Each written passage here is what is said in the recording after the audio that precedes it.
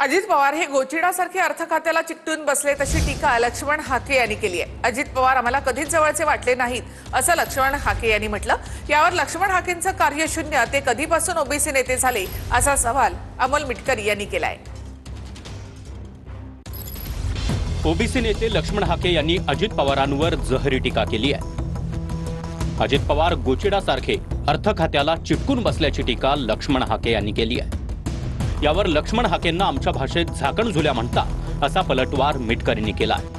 बघा, अजितदादा पवार हे एखाद्या जनावराला चिकटून बसतं तसं अर्थ खात्याला गेल्या 20 वर्षापासून चिकटून बसलेले। त्यामुळे अजितदादा पवार हा सामाजिक असंवेदनशील माणूस आहे।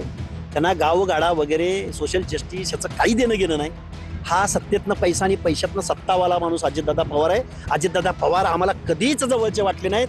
अशा बावलटाला आमच्या भाषेमध्ये झाकण झुल्या असं म्हणतात। त्याला जनतेने जे गाडी दिली असं तो म्हणतोय, हाय स्वतःचीच, पैसा स्वतःचा असतो, त्याने कुठून उभा केला, कशा काय केला ते त्यालाच माहीत आहे फक्त। असं आहे, त्याची भरीच काय अंडी बिल्ली आहे। आता बोलतोय तर बोलू द्या। अजितदादा पवार, तुम्ही असला आमदार सिलेक्ट केलाय का विधान परिषदेवर वरिष्ठ सभागृहात? महाराष्ट्राच्या विधान परिषदेची काय परंपरा आहे?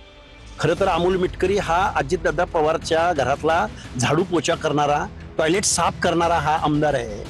ह्याला आजपर्यंत बाजारू विचारवंत म्हणत होते, पैसे घ्यायची आणि व्याख्यानं द्यायची।